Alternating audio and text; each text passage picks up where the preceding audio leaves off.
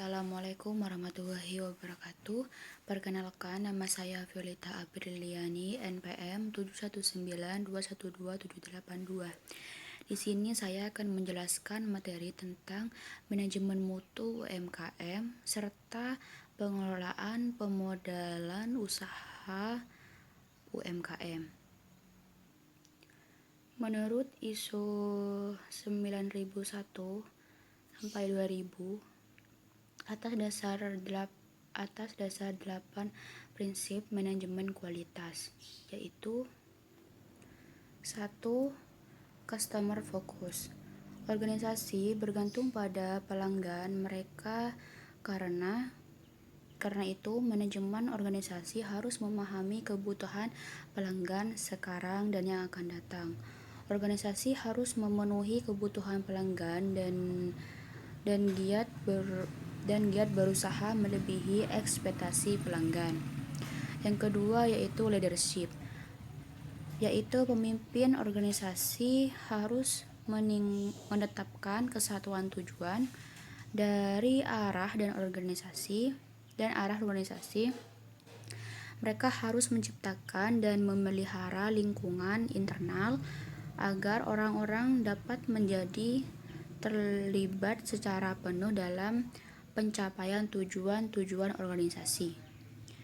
Yang ketiga yaitu involvement of people, yaitu orang atau karyawan pada semua tingkatan merupakan faktor yang sangat penting dari suatu organisasi, dan keterlibatan mereka secara penuh akan memungkinkan kemampuan mereka digunakan untuk manfaat organisasi.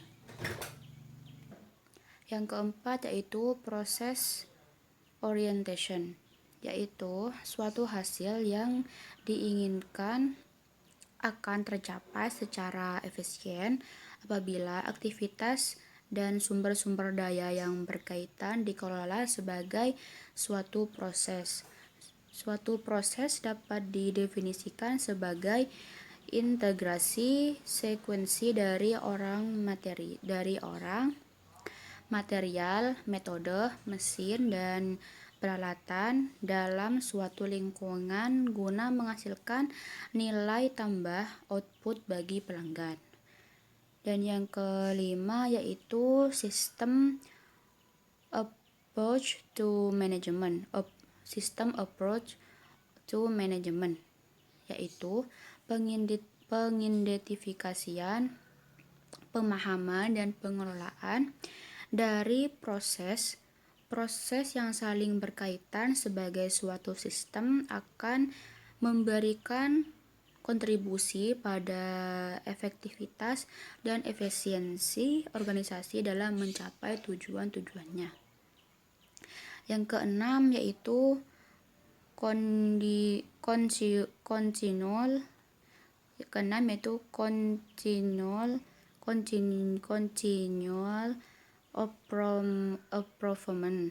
improvement,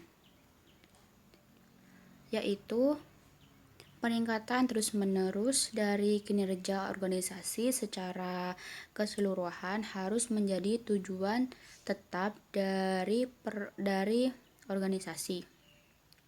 Peningkatan terus-menerus didefinisikan sebagai suatu proses yang berfokus pada upaya efisiensi organisasi untuk memenuhi kebijakan dan tujuan dari organisasi itu.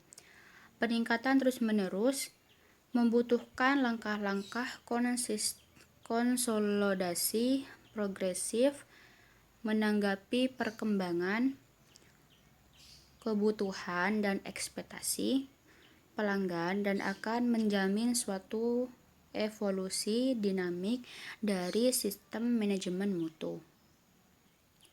Yang ketujuh yaitu factual approach to decision making, yaitu keputusan yang efektif adalah keputusan yang berdasarkan pada analisis data dan informasi untuk menghilangkan akar penyebab masalah sehingga masalah-masalah kualitas dapat terselesaikan secara efektif dan efisien.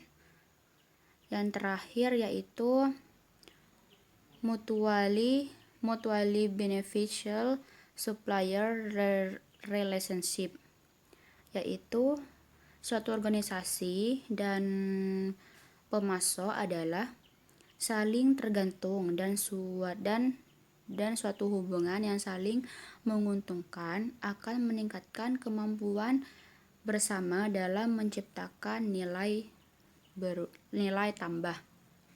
Selanjutnya yaitu mengelola modal usaha bagi UMKM pemula. Yang pertama yaitu membuat perencanaan keuangan. Yang kedua,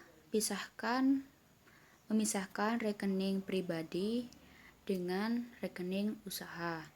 Yang ketiga, melakukan konsultasi dengan pengusaha yang berpengalaman. Yang keempat, melakukan evaluasi dan mentoring secara berkala. Dan yang kelima yaitu mengelola hutang dengan baik. Baik, sekian penjelasan dari saya. Terima kasih. Wassalamualaikum warahmatullahi wabarakatuh.